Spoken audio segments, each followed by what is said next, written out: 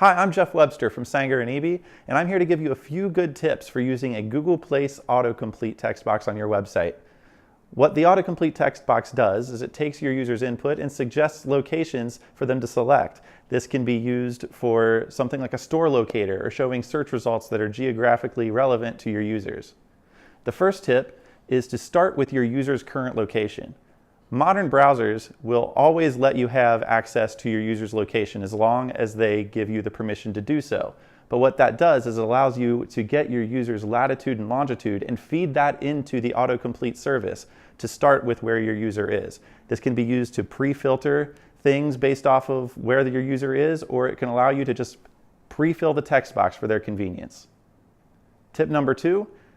Make sure you look into how much information is being returned by the Places API.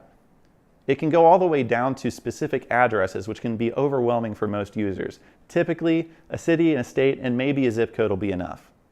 And tip number 3, make sure you're using session-based keyword searches versus keystroke-based searches. If you use keystroke-based searches, it will be one call to the Places service for every keystroke your user makes. If you use session-based services, it will wrap up all of their keystrokes into one session, which will reduce the amount that you're billed for.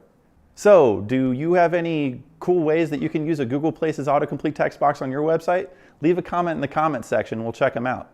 Thanks for watching, and you can learn more at sangereby.com.